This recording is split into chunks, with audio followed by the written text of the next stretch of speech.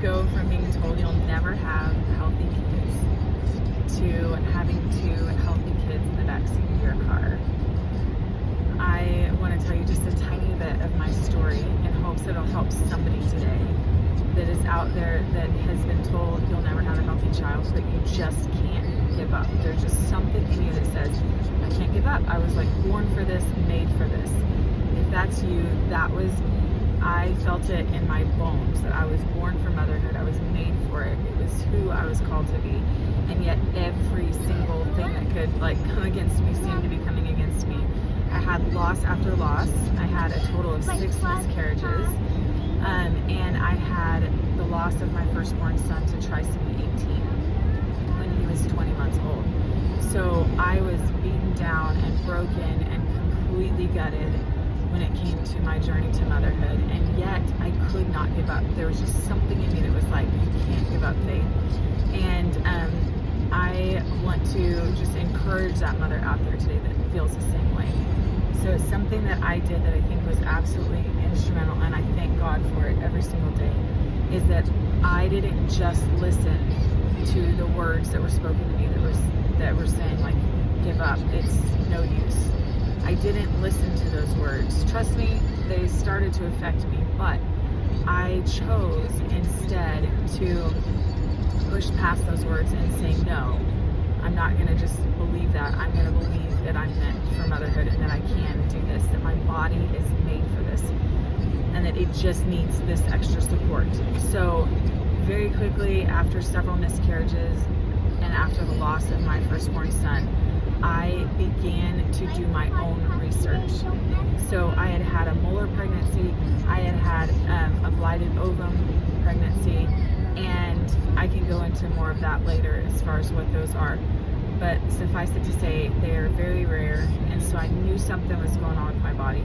And I knew, for me, I knew it was happening at conception, because my babies weren't even developing to the point of heartbeats.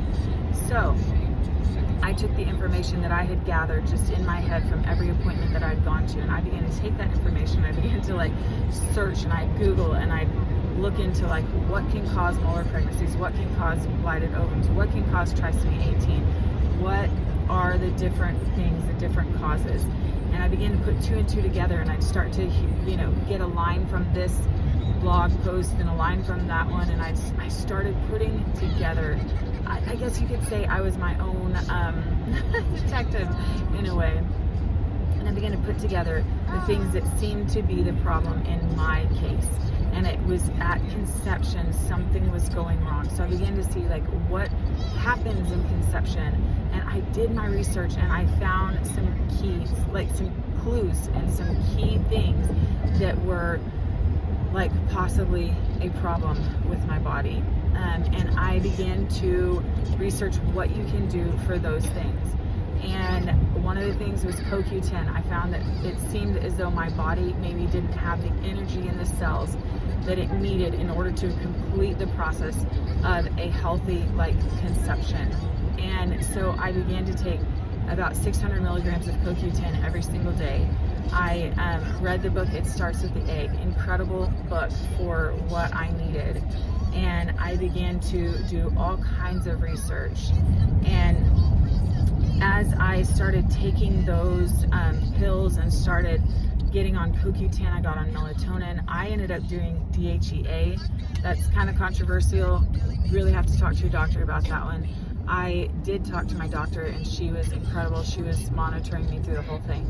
But I took DHEA for egg health. I took a lot of the supplements that are on It Starts with the Egg protocol. And within about 3 months, I started feeling incredible. I just started feeling so much better. I had energy in my body that I hadn't had in years. And this is after having gone through extreme sleep deprivation with my son, who had trisomy 18 and just did not sleep for 20 months of his life. And so I started feeling incredible, and then I felt okay, I think I'm ready. I've done 3 months of these pills. I'm getting ready to start trying again. And I started trying again. I lost one pregnancy as a chemical pregnancy, and then boom, I was pregnant the next month. And And that time, not only did it stick, but that's that little boy back there. And he's big and healthy, and it turns 5 this year. All glory to God. I am so thankful to him for showing me what I believe were deficits and things that my body just needed in order to support the process of conception and a healthy child.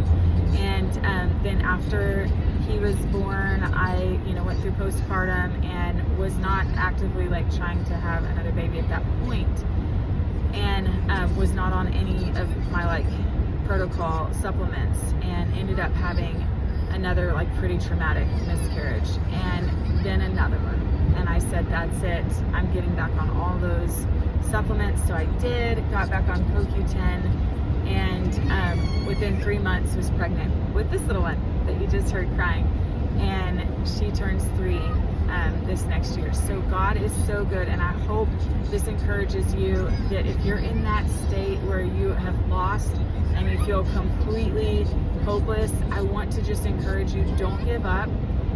Keep walking towards that goal. Keep the vision in front of you of motherhood.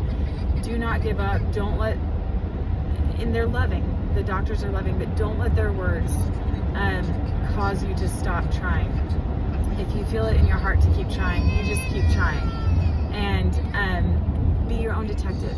Start looking at all the stuff that you've gone through and start looking for clues, because I promise you, if you do, you will find them.